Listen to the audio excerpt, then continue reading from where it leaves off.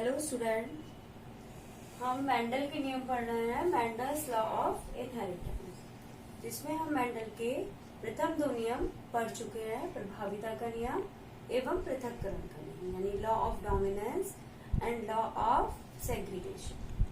आज हम third law पढ़ेंगे, लॉ ऑफ इंडिपेंडेंट असॉर्टमेंट या स्वतंत्र अफ्यूहन का नियम। पहले दो नियम मोनोहाइब्रिड क्रॉस के लिए एप्लीकेबल थे, वो एक संकर संकरण को दर्शा रहे थे। And this law explain dihybrid cross, और ये नियम डाइहाइब्रिड यानी द्विसंकर संकरण को समझाता है। द्विसंकर संकरण यानी कि जब हम दो विपरीत लक्षणों को लेकर चलते हैं। तो यहां हमने एक एग्जाम्पल के साथ समझ लेते हैं। पहले यहां हमने दो प्योर लाइन प्लांट लिए, यानी होमोजाइगस प्लांट लिए।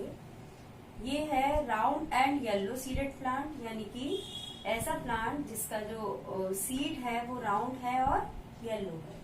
और राउंड और येलो दोनों ही कैरेक्टर क्या है? डोमिनेंट कैरेक्टर है। और दूसरा प्लांट है हमारा wrinkled and green seeded plant, और ये दोनों की कैरेक्टर कैसे हैं? रिसेसिव। डोमिनेंट कैरेक्टर यानी कि जो सिंगल जीन होने पर भी अपने आप को प्रदर्शित कर पाता है, और रिसेसिव कैरेक्टर जिसके दोनों ही जीन प्रदर्शित उपस्थित होंगे तभी ये कैरेक्टर प्रदर्शित होगा। अब हमने पृथक्करण के नियम में पढ़ा था कि जब गैमेट फॉर्मेशन होता है तो जो जीन पेयर है उससे जो जीन है वो सेपरेट हो जाते हैं। तो यहाँ दो कैरेक्टर के जीन है, राउंड का भी और येलो का भी, तो वो जीन सेपरेट हो गए।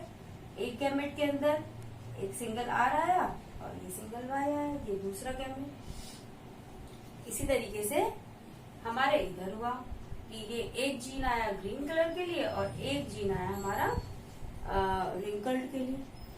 तो ये हमारी गैमेट फॉर्मेशन है, ये हमारे पेरेंट प्लांट हैं। तो F1 जनरेशन में केवल एक ही कैरेक्टर प्रदर्शित होगा, प्रभाविता के नियम में हमने पढ़ा था। तो वो कैरेक्टर कौन सा होगा? Dominant character. तो यानी सारे प्लांट कैसे बनेंगे? All plants are with yellow and round seed. सारे ही प्लांट कैसे बनेंगे?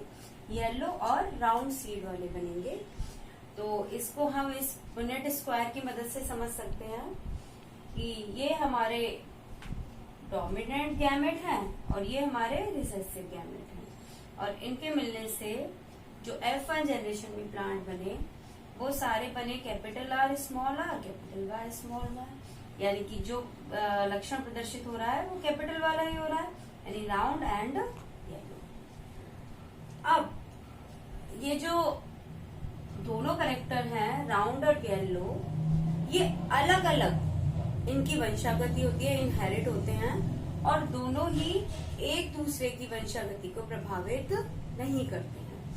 मतलब कि यहाँ हमने राउंड और येलो सीड लिया, तो ऐसा नहीं है कि राउंड के साथ हमेशा येलो ही आएगा, राउंड के साथ ग्रीन कलर भी आ सकता है और येलो के साथ रिंकल्ड सीड भी हो सकता है। तो ये मैं F2 जनरेशन का चार्ट आपको बना के दिखाऊंगी कि कैसे इनकी वंशागति एक दूसरे को प्रभावित नहीं करती है। ओके स्टूडेंट, हाँ, तो हम लोग पढ़ रहे थे कि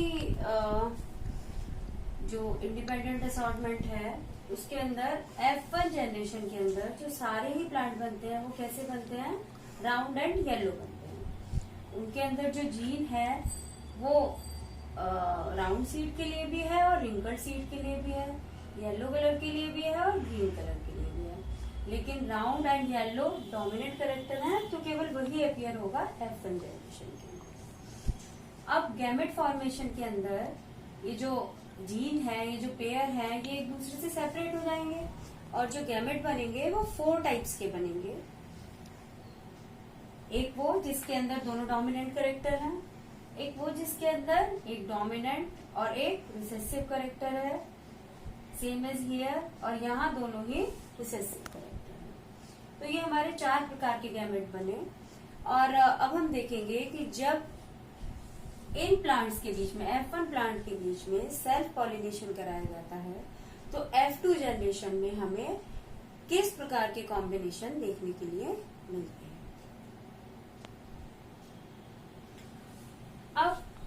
जब हमने एक मेल प्लांट और एक फीमेल प्लांट के बीच में सेल्फ पॉलिनेशन कराया, ये इनके गैमेट हैं 4 टाइप्स के, मेल के पास भी यही है और फीमेल के पास भी यही है। तो जब ये आपस में कंबाइंड होंगे तो किस टाइप के कॉम्बिनेशन हमें मिलेंगे?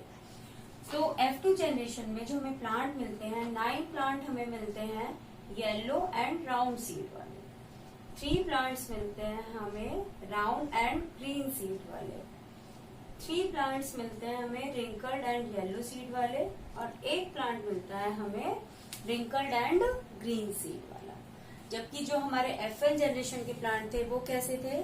सभी राउंड और येलो सीड वाले थे। तो इस एग्जाम्पल को देख के हमें समझ आता है कि गैमेट फॉर्मेशन में जो एलिल है वो एक दूसरे से सेपरेट हो जाते हैं और वो एक दूसरे की इनहेरिटेंस को इफेक्ट नहीं करते हैं, यानी कि कोई भी किसी के साथ कंबाइंड हो सकता है और वो फ्री होते हैं एक दूसरे से कंबाइंड होने के लिए। That is why this law is known as independent assortment law.